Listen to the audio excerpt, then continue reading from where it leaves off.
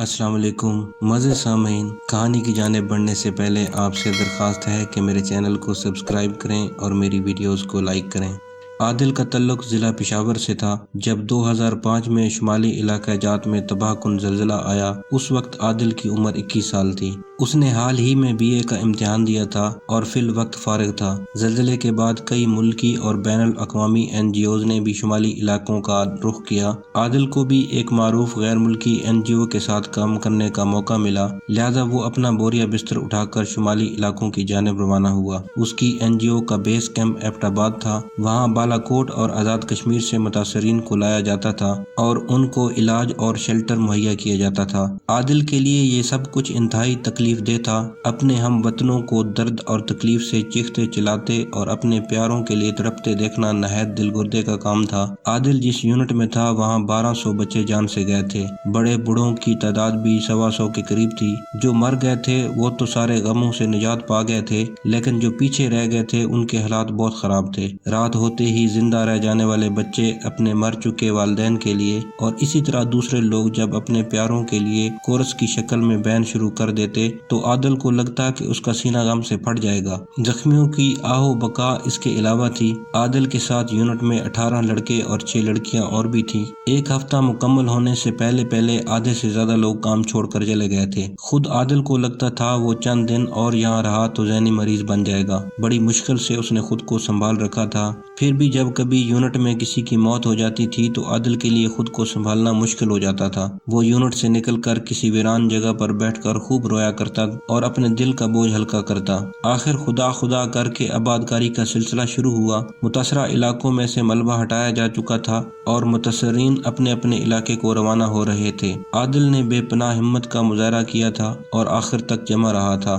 اس کے گروپ کے باقی تمام ساتھی درمیان میں چھوڑ کر بھاگ گئے تھے۔ اسے یہاں آئے ہوئے 6 مہینے ہو گئے تھے۔ اسی دوران اس کے مقامی لوگوں سے بھی تعلقات بن گئے تھے۔ انہی مقامی لوگوں میں سے ایک حمزہ حیات خان تھے۔ ان کا اپنا ایک پرائیویٹ سکول تھا جو کافی اسٹیبلش تھا۔ سکول چلانے کے علاوہ موصوف ایک سماجی کارکن بھی تھے اور زلزلہ کے دوران انہوں نے متاثرین کی کافی خدمت کی تھی۔ اپنے سکول کا ایک پورشن بطور خاص متاثرین کے لیے خالی کر دیا تھا۔ اس کے علاوہ ان کی نقد مدد بھی کی تھی۔ وہ اکثر عادل کے ہاں آتے جاتے رہتے، وہاں پر مریضوں کی دیکھ بھال کرتے اور ان کی دلجوئی میں لگے رہتے۔ عادل کے ساتھ ان کی خوب گپ شپ رہتی، وہ بھی ان کا بہت احترام کرتا۔ ایک دن حمزہ صاحب جب آئے تو عادل نے انہیں بتایا کہ اس کا کنٹریکٹ ختم ہونے والا ہے اور وہ چند دن میں اپنے شہر روانہ ہو جائے گا۔ حمزہ صاحب یہ سن کر کچھ سوچ میں پڑ گئے۔ انہیں اس نوجوان سے کچھ انسیت سی ہو گئی تھی۔ تھوڑی دیر توقف کرنے کے بعد انہوں نے عادل سے کہا، بیٹا آپ اپنے والدین سے بات کر لو، اگر وہ اجازت دیں تو آپ میرے سکول میں میرے ساتھ بطور ٹیچر جوائن کر لو۔ تو عادل نے کہا وہ سوچ کر جواب دے گا۔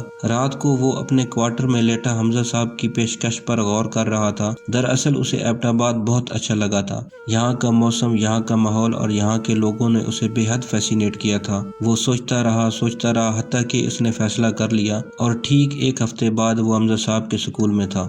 سکول کافی بڑا تھا۔ طلباء و طالبات کے لیے علیحدہ پورشن تھے۔ عادل کی پہلی کلاس دھام کی طلبات کے ساتھ تھی۔ اسمبلی میں حمزہ صاحب نے عادل کا تعارف کروایا۔ اس سکول میں وہ واحد غیر مقامی ٹیچر تھا، اس لیے تمام طلباء اور اساتذہ اس کے بارے میں پرتجسس تھے۔ اسمبلی کے بعد تمام اساتذہ اسے بہت اتفاق سے ملے۔ بہت سے طلباء نے بھی اسے ہاتھ ملایا اور خوش آمدید کہا۔ پہلے دن اس نے طلباء سے اپنا تعارف کروایا۔ اسے فارمل ٹیچنگ کا کوئی تجربہ نہیں تھا، تاہم ٹیوشنز وہ پڑھاتا رہا تھا، لہذا زیادہ مسئلہ پیش نہیں آ رہا تھا۔ پشاور سے تعلق ہونے کی بنا پر وہاں کے مقامی، جیسا کہ روایت ہے، اسے نہایت ذہین و فطین سمجھ رہے تھے اور یہ بات تھی بھی ٹھیک۔ وہ ہمیشہ سے ایک ذہین طالب علم رہا تھا۔ اسے انگریزی پر بطور خاص عبور حاصل تھا۔ اس نے نمل سے انگلش لینگویج کے کورس کیے تھے اور BA میں بھی اس کے مین سبجیکٹ انگلش ہی تھے۔ سکول میں چند دن گزرنے کے بعد اس نے ایک عجیب سی بات محسوس کی۔ جب بھی وہ جماعت دام کی کلاس میں ہوتا، ایک طالبہ جس کا نام افشاں تھا اسے گھورتی رہتی۔ پہل تو عادل نے اس بات پر زیادہ توجہ نہیں دی، لیکن اس کا عادل کی طرف گھورنا بڑھتا ہی رہا۔ اس کی نظروں میں عجیب سا والہانہ پن ہوتا۔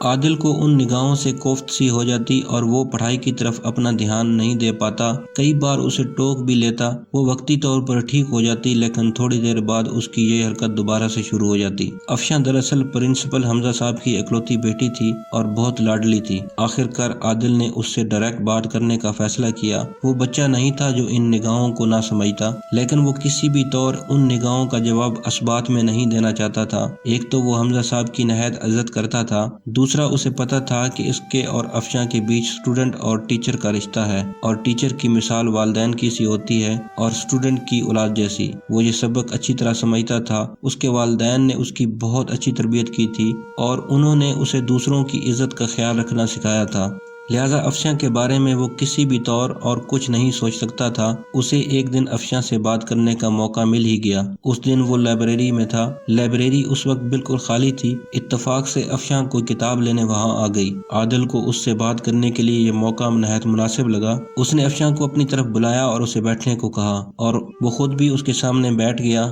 اس نے ڈائریکٹ بات شروع کی۔ افشاں، میں آپ سے کچھ پوچھنا چاہتا ہوں، مجھے امید ہے آپ مجھے بالکل سچ سچ بتائیں گی۔ جی سر، میں سن رہی ہوں۔ افشاں یوں ہر وقت میری طرف کیوں گھورتی رہتی ہیں؟ افشاں نے ایک طویل سانس لی۔ سر، جب آپ نے کھل کر بات کی ہی ہے تو میں بھی کھل کر ہی کہوں گی۔ سر، آپ مجھے بہت اچھے لگتے ہیں۔ جب سے آپ کو دیکھا ہے پتہ نہیں مجھے کیا ہو گیا ہے، میں اپنے آپ میں نہیں رہی ہوں۔ مجھے لگتا ہے آپ کوئی مقناطیس ہیں اور میں آپ کی طرف کھینچی چلی جا رہی ہوں۔ جب بھی آپ میرے سامنے آتے ہیں میں باقی ساری دنیا بھول جاتی ہوں۔ مجھے کچھ پتہ نہیں چلتا ارد گرد کیا ہو رہا ہے، میں بالکل بے بس ہو جاتی ہوں۔ آخر تک آتے آتے اس کی آنکھوں سے آنسو بہنے لگے تھے۔ جبکہ عادل بت بنا یہ سب سن رہا تھا، اسے اندازہ نہیں تھا کہ افشاں کے رویے میں اتنی شدت ہوگی۔ وہ بہت دیر تک سر پکڑے بیٹھا رہا، پھر بہت نرمی سے اسے سمجھایا، دیکھو افشاں، یہ ٹھیک نہیں ہے۔ میں تمہارا ٹیچر ہوں اور ٹیچر کی مثال والد جیسی ہوتی ہے۔ ہمارے درمیان کوئی اور رشتہ بن ہی نہیں سکتا۔ اس کے علاوہ ذرا یہ بھی تو سوچو کہ اگر پرنسپل صاحب کو یہ بات پتہ چل گئی تو کتنا برا ہوگا، یا اگر سکول میں یہ بات پھیل گئی تو کتنی بدنامی ہوگی، ہماری بھی اور سکول کی بھی۔ لہذا میری آپ سے درخواست ہے، ان باتوں کو چھوڑیں اور اپنی پڑھائی پہ توجہ دیں۔ افشاں نے نہایت بے بسی سے عادل کی طرف دیکھا اور بہت ٹوٹے ہوئے لہجے میں بولی، میں کیا کروں، میرا خود پہ اختیار ہی نہیں رہا۔ بہرحال سر، میں کوشش کروں گی کہ آپ کو شکایت کا موقع نہ ملے۔ یہ کہہ کر وہ آنکھیں پوچھتے ہوئے لائبریری سے چلی گئی، جبکہ عادل ایک نئے عذاب میں مبتلا ہو گیا۔ بیٹھے بٹھائے ایک نیا مسئلہ آن کھڑا ہوا تھا۔ بہرحال اسے امید تھی کہ آج کی باتوں کے بعد افشاں انسان کی بچی بن جائے گی، لیکن یہ اس کی خام خیالی تھی۔ افشاں کو صرف اتنا فرق پڑا تھا کہ وہ طالبات کے سامنے آنکھیں کنٹرول کرتی تھی، لیکن جب بھی موقع ملتا اپنی آنکھوں کی تسکین کرتی۔ عادل کی کوشش ہوتی تھی کہ اسے اگنور کرے۔ وہ بہانے سے اس کے قریب رہنے کی کوشش کرتی۔ کلاس میں یا کلاس سے باہر اکثر کتاب لے کر اس سے جھوٹ موٹ کے سوالات پوچھا کرتی۔ ایک دن عادل اپنے کوارٹر میں لیٹا ہوا تھا کہ باہر کسی گاڑی کے رکنے اور دروازہ کھٹکھٹانے کی آواز آئی۔ اس نے دروازہ کھولا تو کیا دیکھتا ہے کہ سامنے گاڑی میں حمزہ صاحب اور وہ آفت کی پڑیا موجود ہیں۔ عادل نے انہیں اندر آنے کی دعوت دی۔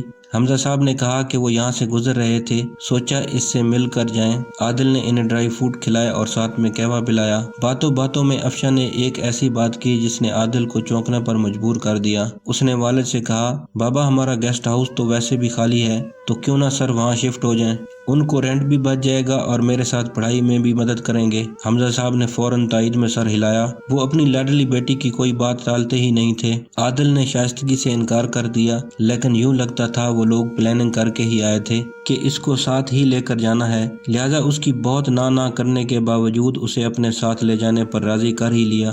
چنانچہ اسے اسی وقت ساتھ بٹھا لیا۔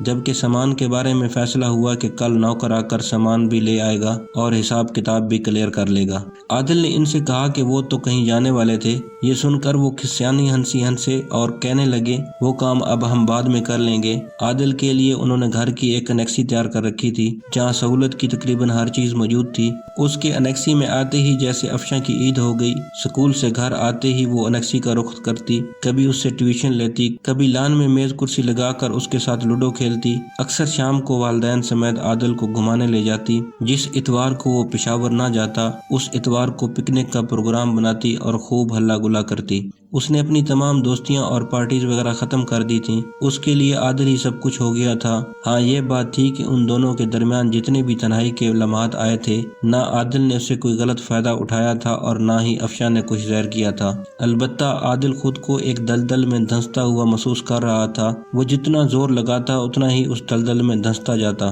اس سلسلے میں حمزہ صاحب سے بھی اس کی بات ہوئی تھی۔ انہوں نے صاف صاف کہا تھا انہیں اپنی بیٹی پر پورا بھروسہ ہے، وہ کوئی غلط کام کر ہی نہیں سکتی، نہ ہی وہ اس کو کسی کام سے منع کر سکتے ہیں۔ اسی طرح روز و شب گزرتے گئے، عادل کی مزاحمت قطرہ قطرہ کر کے پگھلتی رہی۔ اس کا دل بھی ایک میٹھی لے پر دھڑکنے لگا، دیپ اس کی آنکھوں میں بھی جلنے لگے، لیکن وہ ایک پٹھان کا بچہ تھا۔ اس کے باپ نے اسے سکھایا تھا کہ جس تھالی میں کھائے اس میں چھید نہ کرنا، اس لیے اس کا ضمیر اسے جھنجھوڑتا رہا۔ چنانچہ وہ ایک دن سب کچھ چھوڑ چھاڑ کر پشاور بھاگ گیا، لیکن پیچھے افشاں نے قیامت مچائی تھی۔ اس نے اپنی رگ کاٹ لی تھی، بڑی مشکل سے اس کی جان بچا لی گئی۔ اس نے اپنے والدین سے صاف صاف کہہ دیا تھا کہ انہیں عادل چاہیے، ورنہ وہ اپنی جان لے لے گی۔ حمزہ صاحب کیا کرتے، ان کی اکلوتی اولاد تھی، چنانچہ وہ خود چل کر پشاور آئے اور عادل کے بڑوں کے سامنے سارا واقعہ رکھ دیا۔ عادل کو جب اس کی خودکشی کی کوشش والی بات کا پتہ چلا تو اس کے ہاتھوں کے طوطے اڑ گئے، اس کی ساری مزاحمت دم توڑ گئی، دماغ نے دل کے آگے شکست قبول کر لی۔ اس کے بڑوں کو بھی حمزہ صاحب نہایت شائستہ اور پروکار انسان لگے۔ سر حمزہ نے عادل کے بڑوں کے سامنے اپنی بیٹی کا رشتہ رکھا، جسے انہوں نے بن دیکھے قبول کر لیا اور رسمی کارروائی کے لیے ایبٹ آباد آنے کا وعدہ کر لیا۔ حمزہ صاحب کو انہوں نے 2-3 دن اپنا مہمان رکھنے کے بعد رخصت کر دیا۔ راستے میں حمزہ صاحب کی گاڑی خراب ہو گئی، لہٰذا انہیں گھر پہنچنے میں آدھی رات ہو گئی۔ جس وقت وہ گھر کے اندر داخل ہوئے تو انہیں گھر پر ایک غیر فطری سا سناٹا پھیلا ہوا محسوس ہوا۔ پورے گھر میں گیس کی تیز بو پھیلی تھی۔ حمزہ صاحب کا دل زور سے دھڑکا۔ انہوں نے دوڑ کر برآمدہ پار کیا اور گھر کے اندر داخل ہو گئے۔ اپنے کمرے میں جھانک کر دیکھا تو افشاں اور اس کی والدہ موت کی نیند سوئے ہوئے تھے۔ افشاں کو چند دن پہلے ہی اسپتال سے فارغ کر دیا گیا تھا، اس لیے وہ والدہ کے ساتھ سوتی تھی۔ گیس لیکیج کے سبب ان کی موت واقع ہو گئی تھی۔ ایک جوان مرگ اپنی محبت کے انتظار کرتے کرتے جان سے گزر گئی تھی۔ حمزہ صاحب کی دنیا اندھیر ہو گئی، ان کا وہاں مزید دل نہیں لگتا تھا، چنانچہ سب کچھ بیچ باچ کر دبئی شفٹ ہو گئے۔ جبکہ عادل کئی سالوں تک ذہنی طور پر خراب رہا، اسے راتوں کو نیند نہیں آتی تھی اور وہ ساری رات سڑکوں پر گھومتا رہتا۔ افشاں کی موت کے بعد اس پر انکشاف ہوا تھا کہ اسے بھی تو افشاں سے شدید محبت تھی، لیکن وہ کبھی اپنی محبت کا اظہار نہیں کر سکا، اس کو موقع ہی نہیں ملا۔ آج بھی جب کبھی وہ ایبٹ آباد جاتا ہے تو سب سے پہلے افشاں کی قبر پر جا کر آنسو بہانا نہیں بھولتا۔ وہ لڑکی آج بھی اس کی یادوں میں زندہ ہے۔ معزز سامعین، اگر آپ نے کہانی یہاں تک سن لی ہے تو برائے مہربانی میرے چینل کو سبسکرائب کریں، تاکہ میں آپ کے لیے اسی طرح اچھی ویڈیوز بناتا رہوں۔ بہت شکریہ۔